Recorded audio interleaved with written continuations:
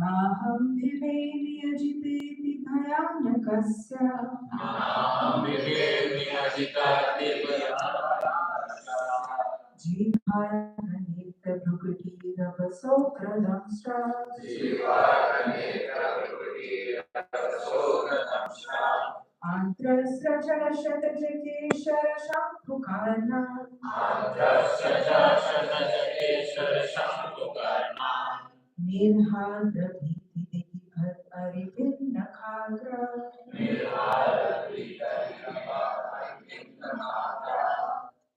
Somebody like to recite? It's a Ugra verse, huh? It is. Naham bibhemi ajitate bhayanakasya. Naham bibhemi ajitate bhayanakasya.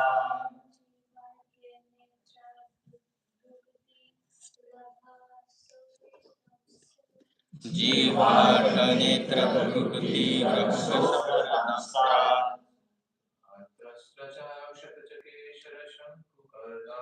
Antrasaja Shankukarna.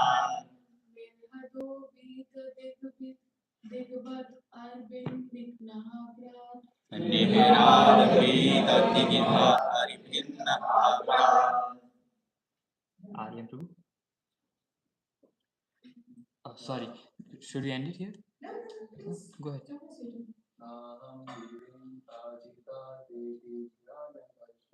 Naham bibhemi ajitate bhayanakasya.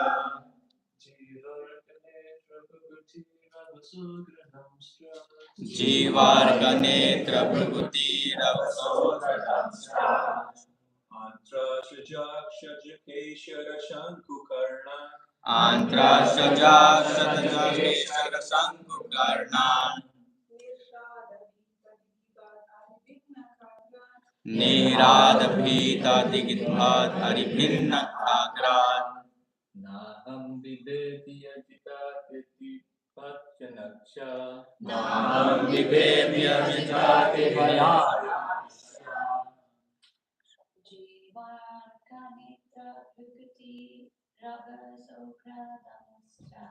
Jivarga netra prakriti rakshasa. Antrasaja Shatakeshara Sankukarna.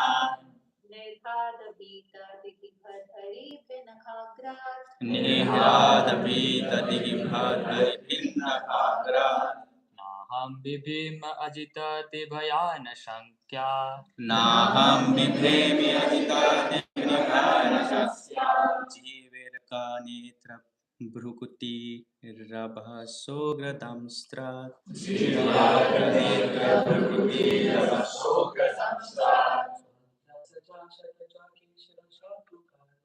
Antrasaja Shatakeshara Sankukarnan. Nihradabhita Digibhat Aribhinna Agrat.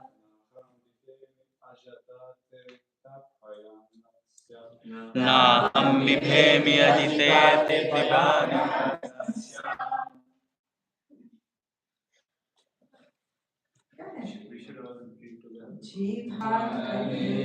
Urgati Rasokratamstat. Antrasaja Shataja Kesara Sankukarnan. Nihradabhita Digidbhat Aribhinna Agrat. Na, not. Aham, I. Bibhemi, I am afraid. Ajita, O Supreme Victorious, who are never conquered by anyone. who are never conquered by anyone. Take Your, Ati, very much. Bhayanaka, fearful. Asya, mouth. Jiva, tongue. Arkanetra, eyes shining like the sun. eyes shining like the sun. Dhrukuti, Brukuti, frowning brows. frowning brows. Rahasya. Strong. Ugra Damstra. Ferocious teeth. Antrasaja. Garlanded by intestines. Sataja. Bloody. Kesara. Means. Shankukarna. Wedge-like ears. Nirharda. By a roaring sound caused by you. Bhita. Frightened. Digibhat. From which even the great elephants. Aribhit. Piercing the enemy. Nakhagra. The tips of whose nails. My Lord, who are never conquered by anyone, I am certainly not afraid of your ferocious mouth and tongue. Your eyes bright like the sun, or your frowning eyebrows. I do not fear your sharp, pinching teeth, your garland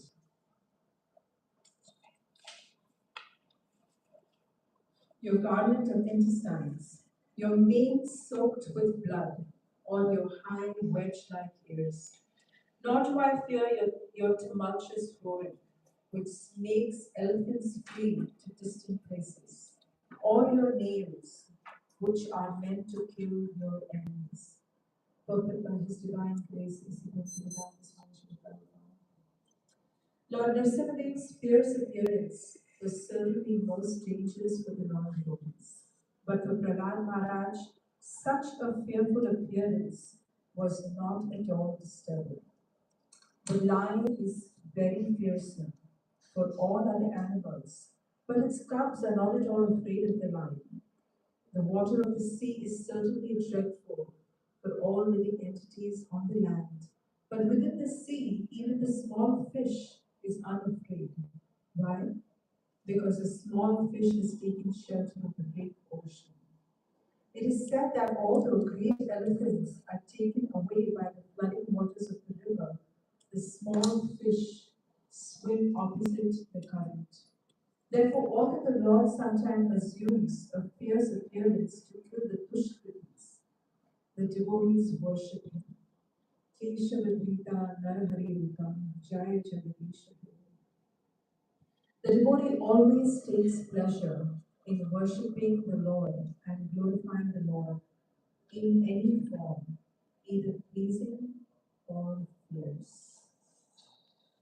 Om Manyantinirandasya Jnananjana Chakshurumilitam Yena Tasmai Shri Gurave Namaha. Shri Chaitanya Manobhishtam Sthapitam Yena Bhutale Swaya Rupa Gadamayam Vadanti Srapadantinam Vandeham Shri Guru Shri Jotapatakabalam Shri Guru Vaishnavamscha Shri Rupam Sagrajatam Sahagana Raghunathamritam Sajivam Sadvaitam Sadhutam Parijana Saitam Krishna Chaitanya Devam Shri Radha Krishna Pada Sahagana Raghunatha Shri Krishna Karuna Sindhu Dinabandhu Jagatpate Gopisya Govinda Kanta Radha Kanta Namastute Tapta Kanchana Gaurami Radhe Vrindavaneshwari Vrishabhanusute Pranami Hari Priye Sakalpatarupasya Kripa Sindhu Bhaivacha Patitanam Pavanebhyo Vaishnavebhyo Namo Namaha. Jai Shri Krishna Chaitanya Prabhu Nityananda Shri Advaita Gadadhar Srivasadi Gaura Hare Krishna Krishna Krishna Hare Hare Hare Rama Hare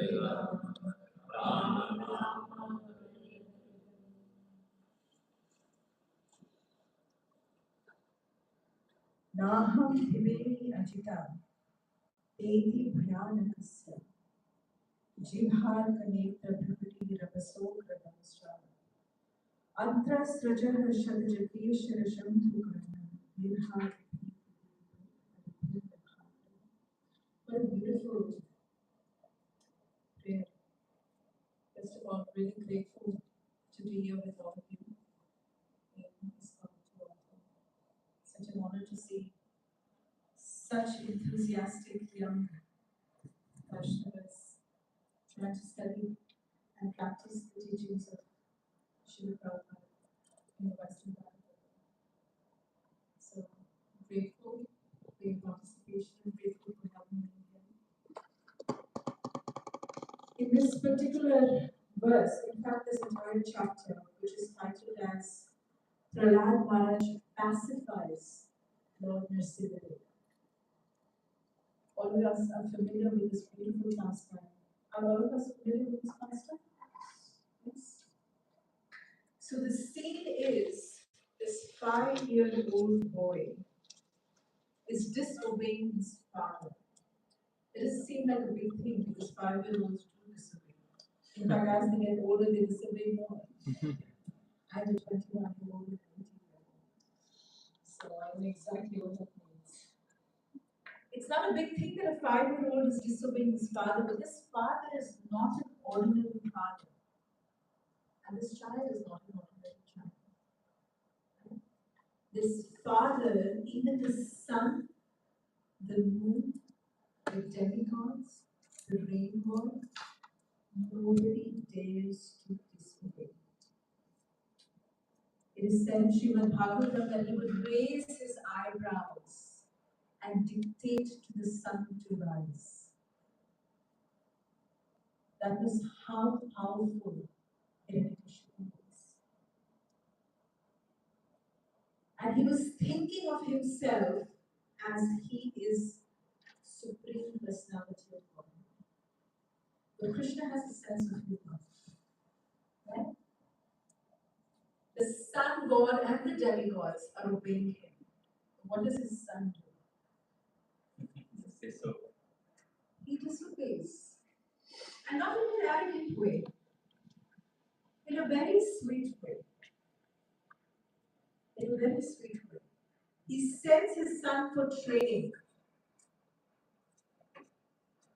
And he asks him, what did you learn from your teachers? And Prahlad Maharaj is thinking about his one teacher, Narayana, who he learned from in his womb. And he says that Vishnu, Krishna, is the Supreme Personality of Godhead, and we are all his servants. Eternal part and parcel of him. His eternal servants. Can you imagine the word servant? For Hiranyakashipu was stronger than the lightning, the Vajra of Indra. Said, servant? Are you kidding? Who's teaching you all this? And the teachers there were trembling in the corner, saying that we have no idea where he's learning this. This is the scene. And finally, he was so disturbed by his 5-year-old that he tried every possible way, gruesome way, to kill him. Threw him from mountain cliffs, left him in a cell with deadly serpents, in the fire. Everything possible in his ability tried to kill Prahlad. But with every incident, Prahlad Maharaj remained untouched. Completely untouched. Not just physically, but even, can you imagine, we talk about so much about trauma. I had trauma, I was traumatized in my childhood. What trauma can we talk about? When you read Prahlad Maharaj's pastime, look at his childhood. His father is trying to kill him in every possible way. He was even untouched emotionally, psychologically. He remained fixed. Why? Because his mind was fixed on what? On the lotus feet. His mind was completely saturated that everything that is externally affecting him also did not affect him. That's the power of smarana. In fact, Sri Jiva Goswami in Tattva Sandarbha, Bhakti Sandarbha, he says there's 5 stages of smarana. Does anybody know the 5 stages of smarana? First stage is smarana, just thinking about the Lord occasionally. And remember, Krishna has not said that if you attend 100 Srimad Bhagavatam classes, you're eligible to go to Golok Vrindavan. Or if you did 500 DT dressings, you're eligible to go to Golok Vrindavan. The eligibility was put on Smarana, Antakale Smarana. How much importance is there on remembrance of Krishna?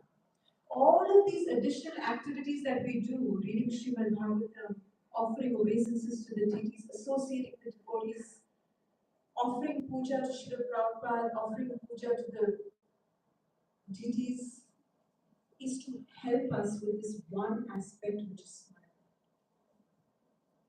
remembrance of Krishna. Right?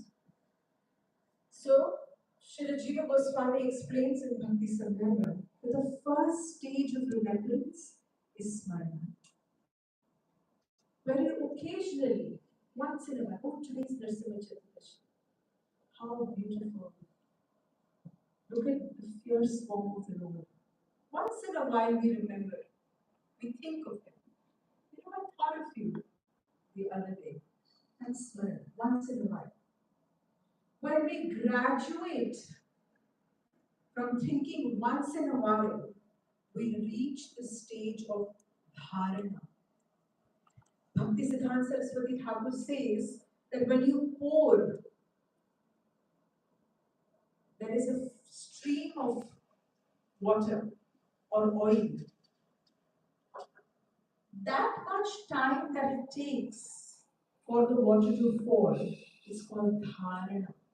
Now, if I tell you, how many of you took darshan of Khilchor Govinda this morning? All of us did, right? So, the Bhagavatam explains that how beautifully you should take darshan from the lotus feet of the Lord to his cap, to his waist, his Tribhanga form, his navel, his broad chest, his beautiful smiling face. So when I'm describing this for a moment, for a few seconds, you're able to situate your mind in remembrance. That stage is called dharana. For a few minutes, without your mind wavering, you're able to establish it on the beauty of Krishna, on the pastimes of Krishna, on the remembrance of Krishna. That stage is called dharana.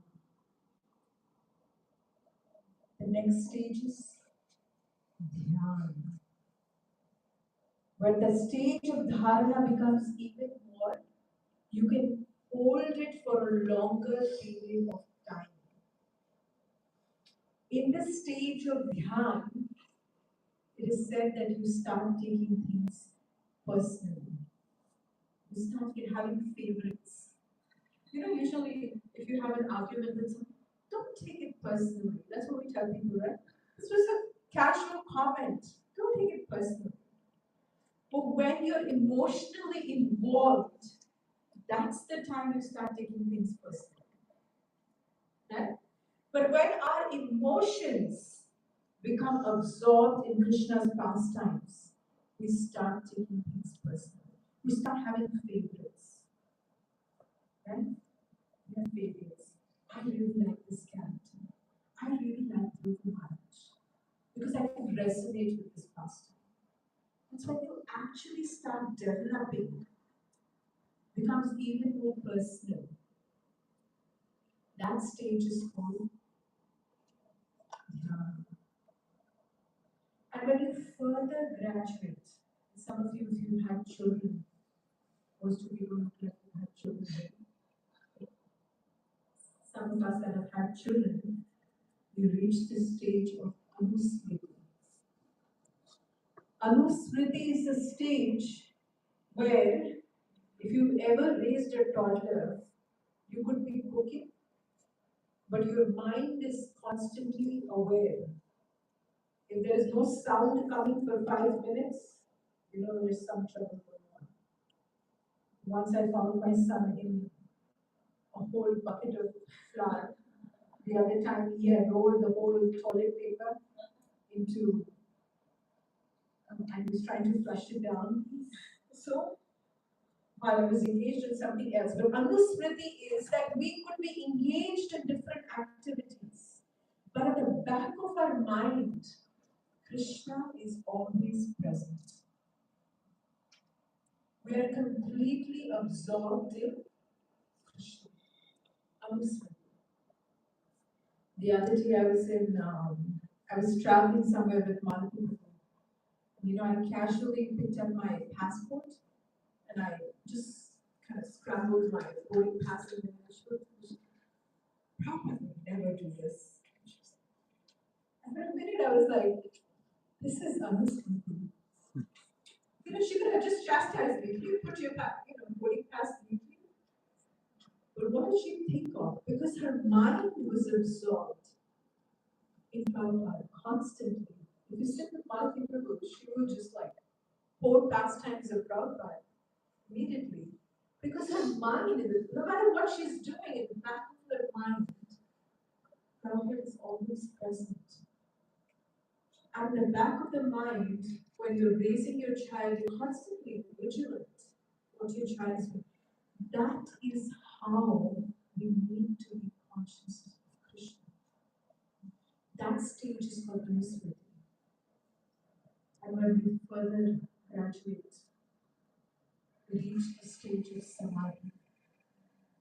This is a stage where we want to be our body, completely fixed. Nothing else matters. Just you, Krishna. That is the stage of Samadhi. So here we are seeing this 5-year-old boy completely absorbed, fixed in the remembrance of Krishna. So all of his external circumstances did not affect him physically and did not affect him emotionally, mentally, no matter which, psychologically, whichever way he was. He was fixed in remembrance. Now, in this beautiful chapter, and you can always tell me that Govinda Priya, your time is up, because my watch is still showing me. Oh, we have time. What time do we finish? 8:30. Oh. So, the most beautiful thing about this chapter is Prahlad pacifies Lord Nrsimha with prayers. But here, Lord Nrsimhadev has just killed Hiranyakashipu. Can you imagine the anger he had? He ripped apart Hiranyakashipu. This evening we'll talk about the different forms of Lord Nrsimha. But he rips apart Hiranyakashipu, garlands himself with his intestines. Even to talk about this to a child looks like, maybe it's PG-rated or something. It's pastime. Isn't it? It's gruesome. His mane covered with blood. And here this child is watching from the corner. in killing his own father. Talk about traumatic experiences. Just imagine, just put ourselves in that place. But Prahlad Maharaj is standing there in the corner. Everyone else is shivering in fear. Lord Brahma doesn't want to approach him. Lord Shiva doesn't want to approach him. Nobody wants to approach him. They say, okay, Lakshmi, you go approach. He's your husband. She's like, no, not at this point in time. Even I don't want to do it. So Lord Brahma sends this 5-year-old boy. You go and pacify. Now this whole chapter is so beautiful because we look at how Prahlad Maharaj is praying. You know, I kind of find this, I love this verse because I find here Prahlad Maharaj, along with humility, he has some sort of a swag. He's like, I'm not afraid of you. You're everybody shivering. And he goes then, he's like, I'm not really afraid of you. I'm not afraid of your bloody mane. I'm not afraid of your, blood-tipped, sharp nails. I'm not afraid of your sharp teeth. I'm not even afraid of your intestine garden. Look at that swag. I mean, it's just amazing. But over here, what is emphasized is Prahlad Maharaj's humility. Because when Lord Brahma says that you go and pacify, the first few verses of this chapter, Prahlad Maharaj is talking about how he is so unqualified. Right? He's so unqualified.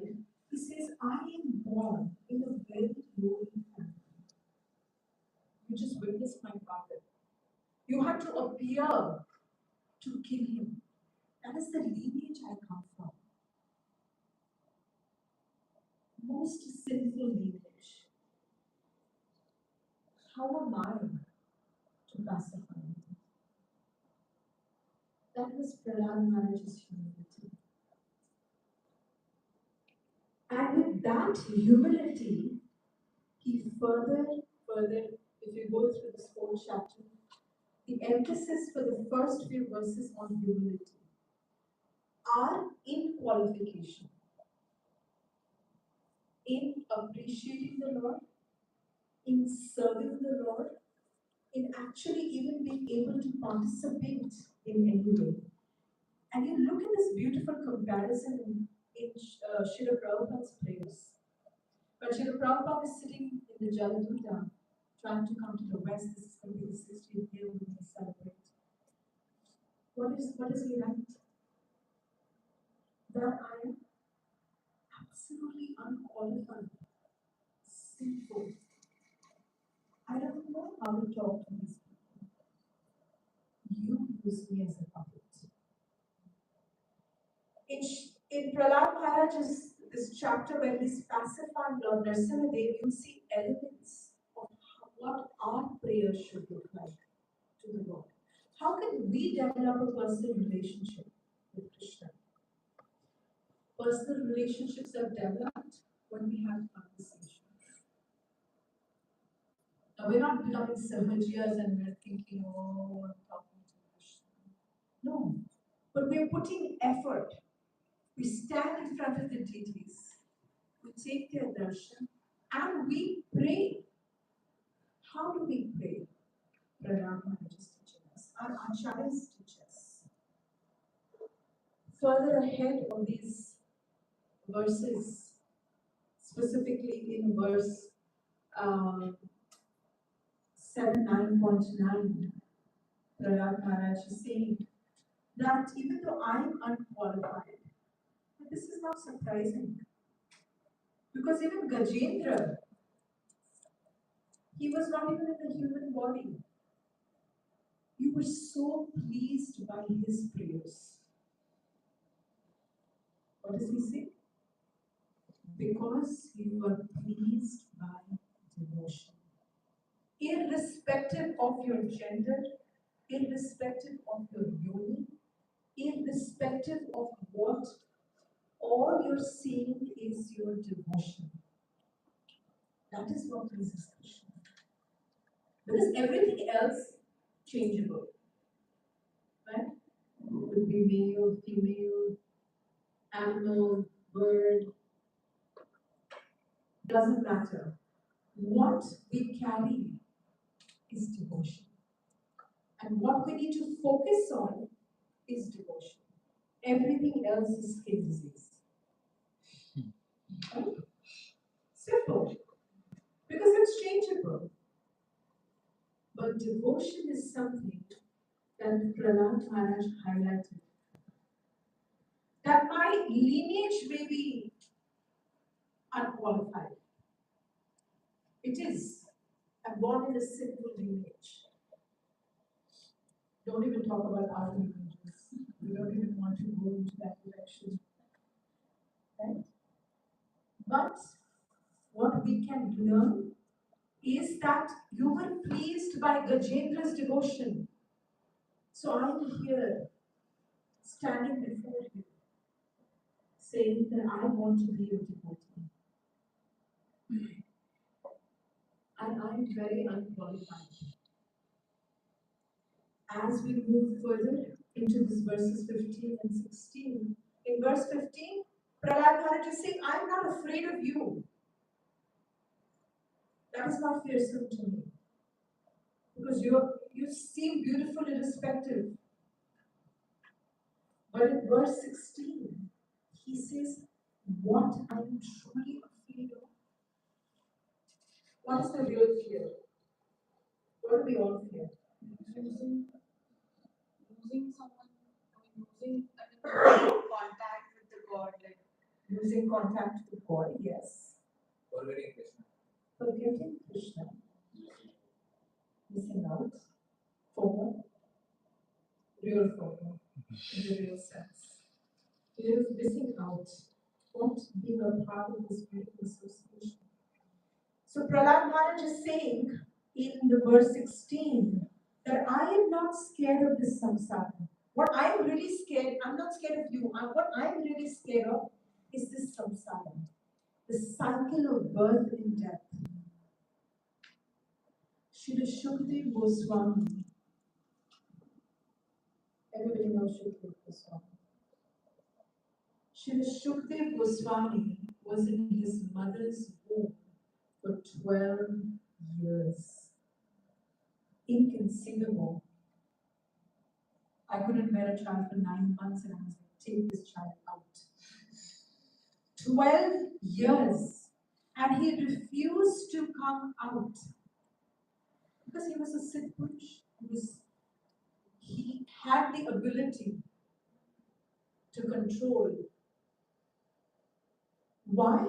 He said, because I am afraid that if I come out into this samsara, my mind will become absorbed in things that will take me away from the remembrance of Krishna. I am not going to take birth. So Vyasdev had to go to bring Krishna personally. And Krishna had to promise Shukdev Goswami, no, Baba, please you come. You will not be bewildered by Maya. Srila Prabhupada so many times emphasized to his disciples that you are not sufficiently afraid of Maya. That doesn't mean we need to be fearful, but we need to be vigilant. We need to know our checks and balances. And that is also why we need to have friends. Because friends that can tell you, Govinda, Priya, you're kind of deteriorating a bit. You need to reroute. They act like your GPSs. The minute you start derailing a bit, your friends, your association, they remind you that this wasn't the purpose of your life. The reason why you joined ISKCON, or you became a part of this congregation was for a higher cause. So even the association of devotees, especially when I do hold a lot of management positions. So every single year on Lord Govinda, I like to pray. That's just my own personal practice. And I write a prayer to Srila Prabhupada that I am rejoining ISKCON every year. I want to rejoin ISKCON with the same enthusiasm I had 30 years ago. Because over the period of time, we become complacent. It becomes a routine, becomes mechanical. It's the same. He's standing right there. Govinda is standing right there. Govinda is standing right there. He's going to continue to stand there. Srila Prabhupada is right here. This association is right here. We become complacent. But we need to make sure that in our life, we have these GPSs. Sometimes, and for devotees, we're not going to become disturbed by really, really sinful life. Because we've kind of reached a level of purification where those things are not so attractive. Maybe we won't be attracted to chicken nuggets, but we might become attracted to something else that still is within the range of okay and accepted, right?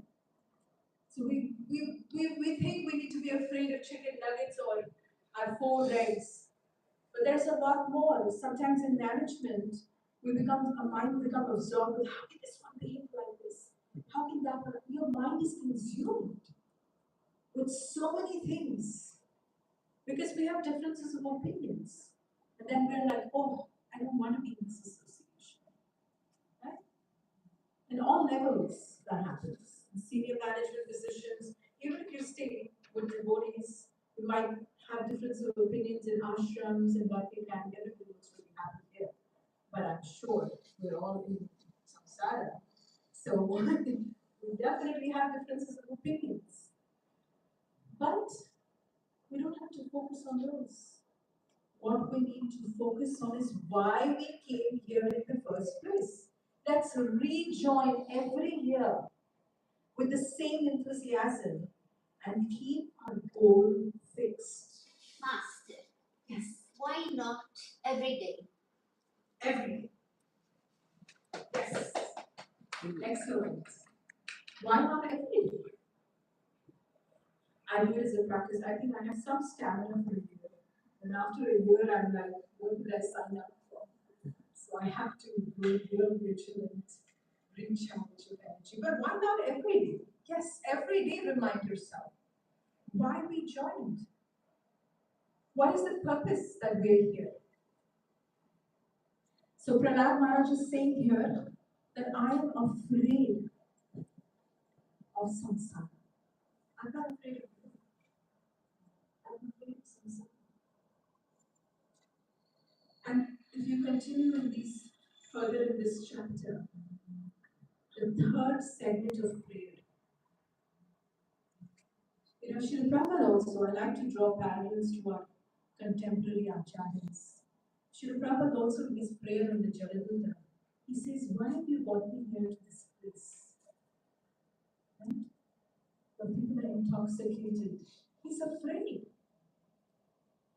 Maybe I have some purpose here, otherwise why will I leave Vrindavan and come here? Acharyas, Prahlad Maharaj, Dhruva Maharaj, all these prayers that we have in Srimad Bhagavatam teach us how we should pray, how we should lead our life. Prayer is a very, very powerful way of connecting with Krishna. It's like having a conversation. If I just speak here and I don't communicate with you, how can I get to know you? And I'm telling you that once we start first initially it might seem mechanical, but you will see how Krishna answers prayers And you will see that your doubts in your prayers will be answered. You will start seeing Krishna's hand in your life. Such a powerful tool. That's why our Srimad Bhagavatam is filled with prayers. With these prayers. 1 year I did all the prayers as my personal study. I did prayers in Srimad Bhagavatam over a period of a year. This year I'm doing all the Gitas with that. It's easier for me to study theme-based. I feel overwhelmed. I have to study one canto. So whatever works for you, find what works for you to be engaged. So same thing here. And beautifully in this verse 7.9.16, there is upper varga. There is a word called as upper varga. Very interesting word. You know, Sanskrit scholars, and Prabhupada refers to this several times in his lectures, but there is a word called as pavarga. Like if you say, categories, like we say consonants, vowels. So in Sanskrit, there is a pavarga. Varga is categories. So all the P words, so it's pa, pa, ba, pa, ma. And the Sanskrit scholars, because they were rooted in devotion, Srila Prabhupada mentions this several times. He says pa refers to parishram. It's hard labor, extensive labor. Pa refers to fena, foaming at mouth. Hard labor to the extent of foaming at mouth. Prabhupada uses this example so many times. And we're working so hard, foaming at the mouth. Bha, bandhan, bondage. Bha, bhaya, fear. And ma, marana, mrityu. So, pa varga is all of these things: hard labor, foaming at mouth, bondage, fear, and death. And a is negation of all of this. Apavarga. If you look in the verse 7.9.16, apavarga is mentioned. So when you look at that word, you can think pavarga means all of these things, and is negation of all of these things. How does all of these things become negated? Prahlad Maharaj continues ahead in this particular chapter where he says that I do not desire anything other than pure devotional service to you. Now Narasimha was very pleased. And when you're pleased, you want to reciprocate. Right? When you're happy, you're like, how do I reciprocate with this? I want to give you something. I want to gift you something. So your Narasimha is saying, ask for something. I want to give you some boon. I have a laundry list of things I want. Right? We all have a laundry list of things. Even if it means, make me more spiritually, make me more shastrically qualified to speak, make me a good singer. Even if they're devotional, we find ways of weaving our desires into devotion and making a laundry list. But what does Prahlad Maharaj say? I am not a merchant. I am not here offering these prayers or fixing my mind in you to trade something with you. I don't want anything. I just want to continue to have this longing of you. So he's not even asking of wanting Lord Narasimha. I just want to have this longing of Bhakti. And we all have that at this point in time. We have this longing. That's the reason we're here. Because we have this longing of wanting to know Krishna, wanting to love Krishna. Right? And everything else, perfecting our lives, overcoming difficulties, will happen.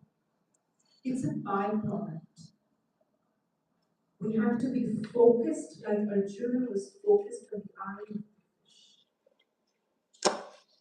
Of course, he was maintaining, he was vigilant about what was going on in his surroundings, but his focus was on the eye of the fish. Our focus is the focus on devotion. I want to have this deep desire to love Krishna.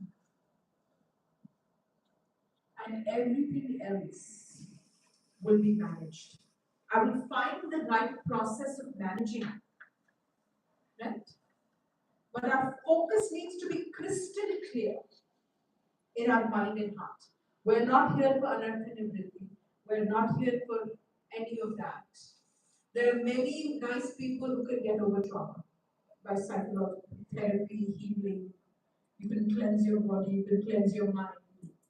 We are here because we want to love Krishna. Master, Yes. are we here to love Krishna or we are here to experience the love Krishna has to each of us?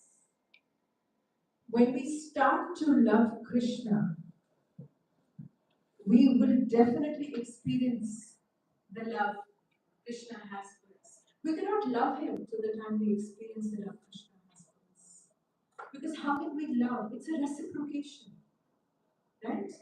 How can I love you fully? Your child will love you when he knows how much love he's getting from you. It's a reciprocation. It can never be a one-way street. Even though Krishna loves everyone, but still a special affection for the people that love him so much. Right? He's a person. He's not a robot. He's a person. And he reciprocates with her. The only thing is you cannot cheat him. Right? You cannot like pretend to be nice. You can't, diplomacy doesn't work there. In management we use diplomacy, you agree or you don't agree, you be nice. But Krishna knows exactly what's in our mind and heart. So we want to love Krishna. We want to do what is in our ability to do. Even though that is not in our ability to love Krishna, we have to beg Krishna that we want to love him. We have to beg to our acharyas that we want to love him. And that will help us realize his love for us. Because he loves us deeply. He always did and he always will. Even when we were an ant, he was with us as Paramatma within our heart. Even when we were a worm in the stone, he accompanied us. Even when we are in this body, he's going to accompany us. And even if we become Brahma, he will still accompany us. So he is with us constantly. True love is shown. So as we continue, what is Prahlad Maharaj? I want nothing.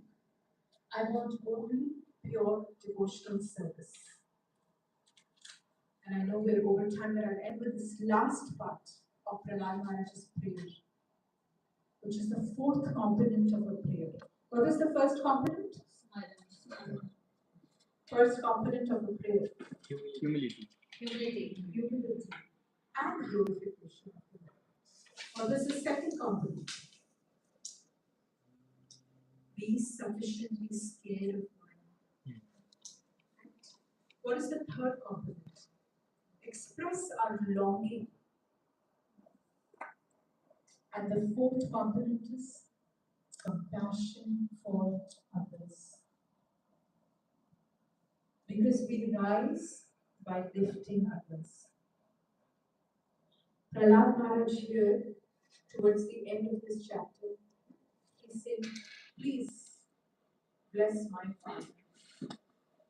That same father who traumatized him, who was killing him, who tried everything to kill. What does forgiveness look like? We see it in our scriptures. What does healing really look like? We see it in our scriptures. You know, we have experiences in our life and we call them traumatic experiences and we want to heal from them.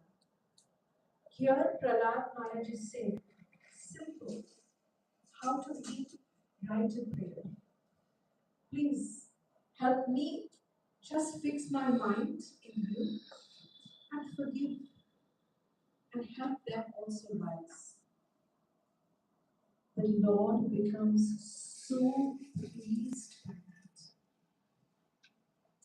When we start seeing Krishna present in the heart of each and every living entity, Krishna becomes so pleased with us.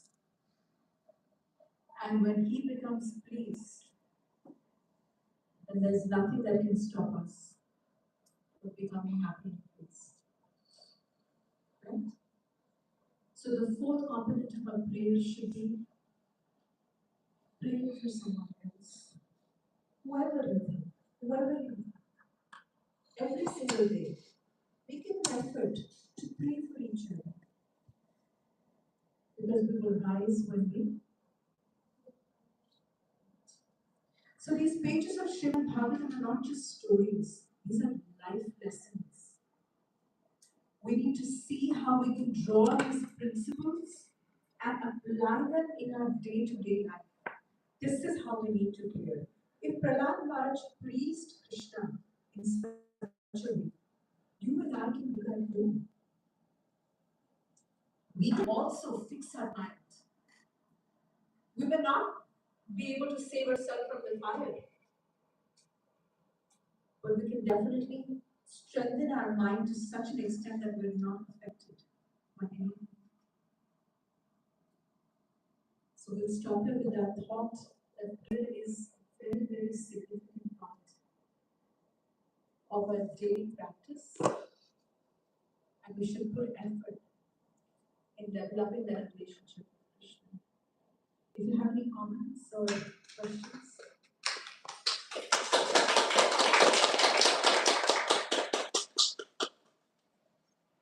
Sorry for taking into today's fasting day.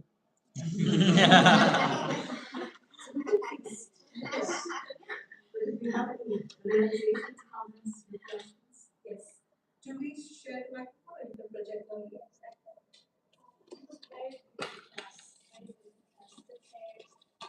I have a question. I've heard many times Krishna, whenever we go to pray, sometimes I will go to pray with the recipients. Sometimes I have heard from some lecturers that even if you stand in front of Krishna, he knows what you are going to talk.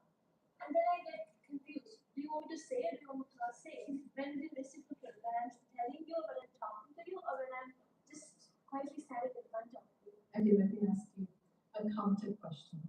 Okay. So I just celebrated my 25th wedding anniversary. Suppose you're married.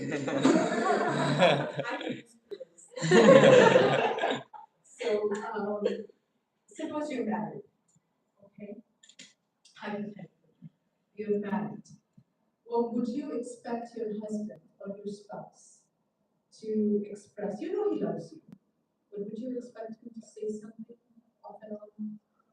Would you expect him to reciprocate with you in maybe a flower, maybe a gift? But you know he loves you. Is it important to say something? Yes. Does that answer your question? So when we stand in Krishna, he knows our heart. We know his heart. We know he loves us. And he knows we love him.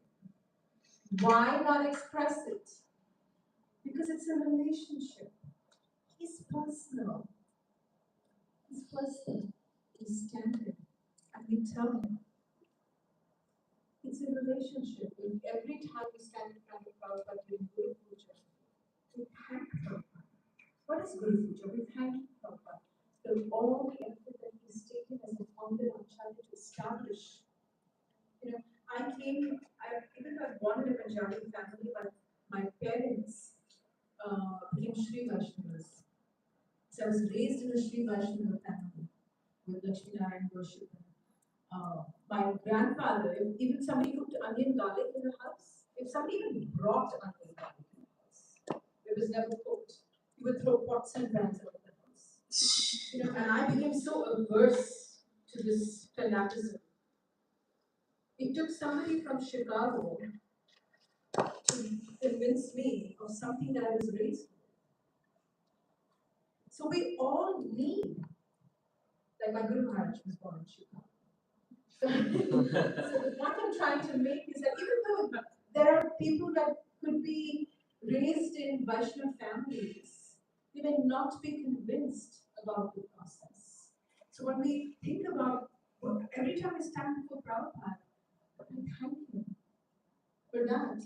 That if it wasn't for you coming to the West and my Guru Maharaj coming into Puri, I probably would have, I remember as a teenager being rebellious, saying that I don't want to have anything to do with this practice, sort of fanaticism.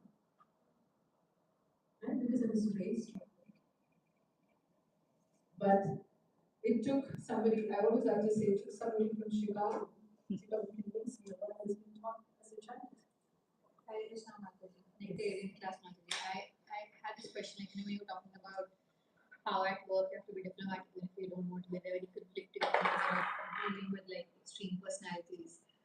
At that time, when you think of it, like it's so difficult to say that the purpose was to never forget Krishna and this is all Maya and you're just, I mean, at that time, like I've heard some lecturers say that think about it as if that, some purification is taking place and then like you were saying in your class, you just pray for them compassionately and call it a day.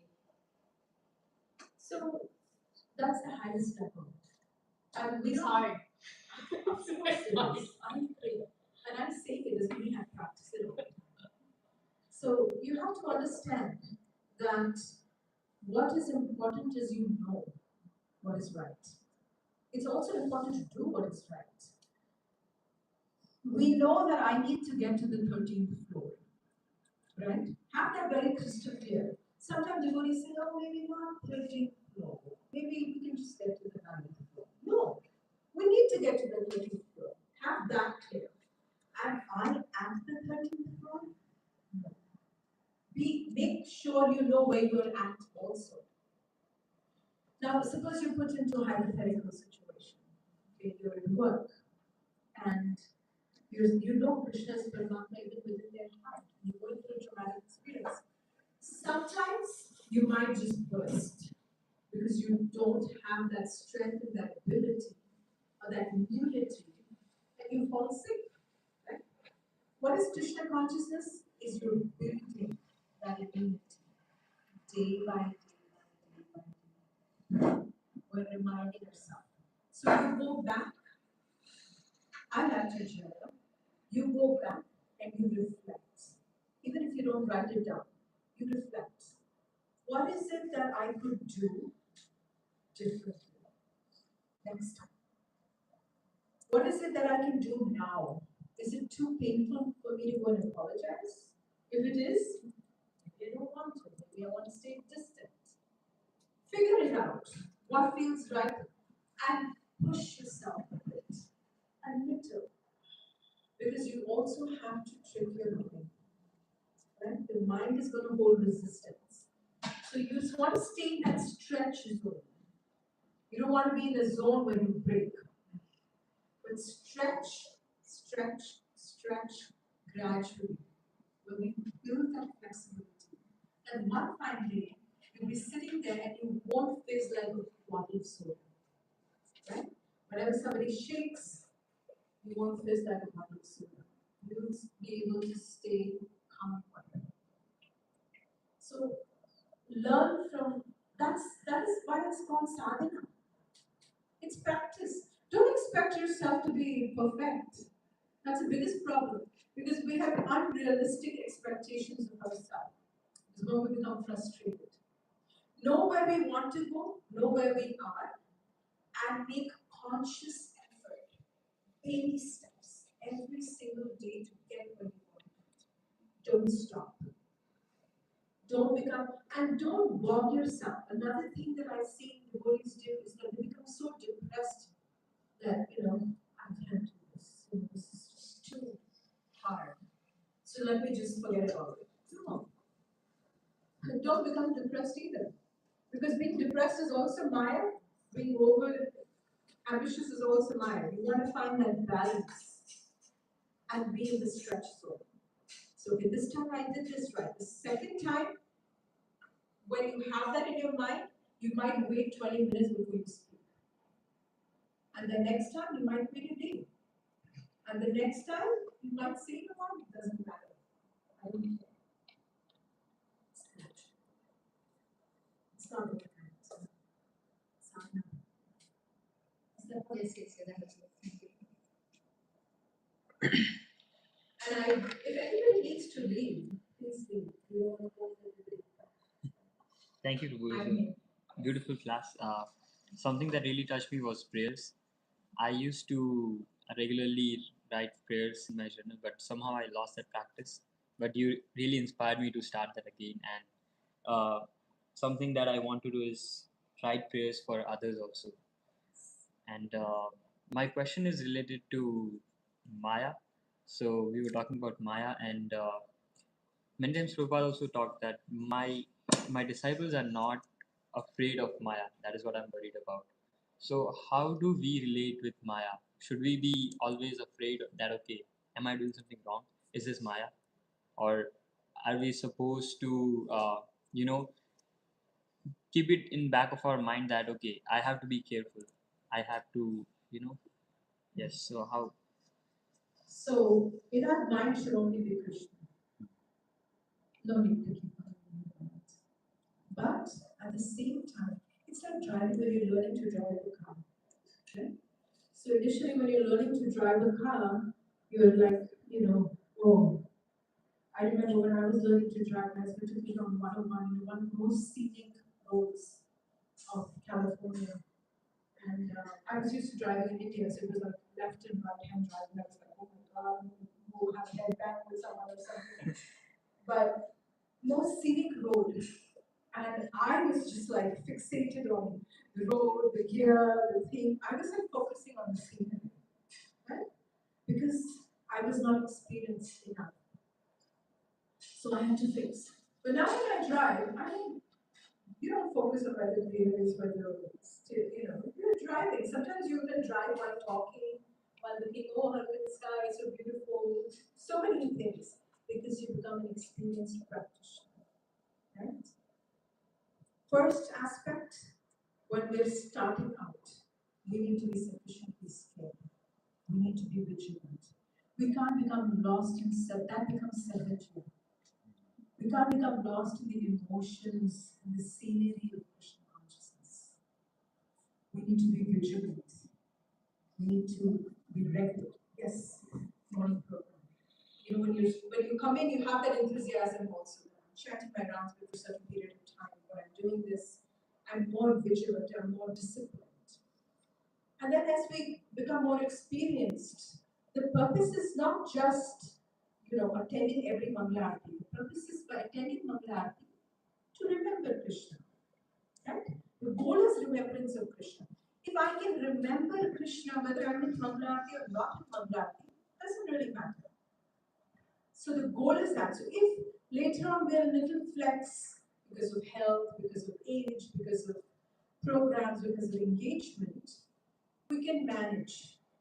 We're still.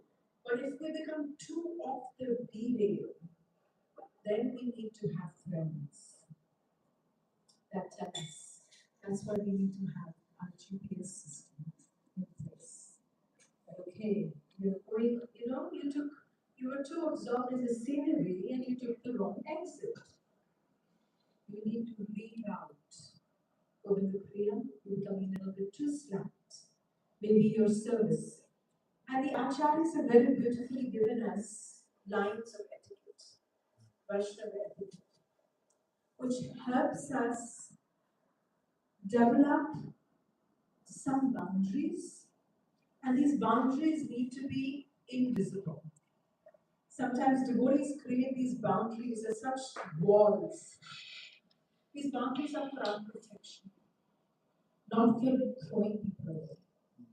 Vaishnava etiquette is to protect us from the narrow elephant effects of Vaishnava Bhakti and to give us those boundaries of which is our Dhamma, what we should follow, what we should not follow. Right?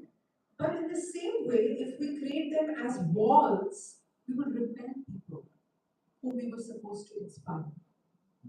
Right? Now, to give you an example, you're a saffron-clad brahmachari. There are some saffron-clad brahmacharis that probably will build walls around themselves. Right? Have you seen some of them? Yeah. So they will build walls around them, and they're probably for them, they're do it as their protection. Oh, they're sufficiently scared of mine. Right? They could perceive it like that. You should have your boundaries, but they shouldn't become walls for others. You have your boundaries, which protects you, and then you have in every ashram that's there, whether it's brahmacharini ashram, whether it's ashram has their boundaries. Don't make them as walls. At the same time, have your GPS system. Have those one or two people in your life. Sometimes we spend our entire devotional career finding those one or two people. Doesn't have to be a Diksha and Shiksha Guru. They can be Diksha and Shiksha Guru. But sometimes Diksha Gurus within our movement are so busy and have so many disciples that we really need a GPS system. Which off and on, if you're like, they should be so comfortable with you, and you should be so comfortable with them, that they can come and tell you something, you won't be offended. It might, even if you're offended, you might take a few minutes to think, oh, maybe he's my well wisher. What he's saying really makes sense. Someone might say, I think this is going on the other side of the road. Just watch your guards, or something like that. So, having that balance is crucial, but not absorbing our mind, because then what's the point? Absorption is crucial. But at the same time, this is the art we need to learn as devotees. Absorption, Krishna, still manage to do everything. Live in this world, but don't be of this world. Yes? Does that happen anywhere? Yes.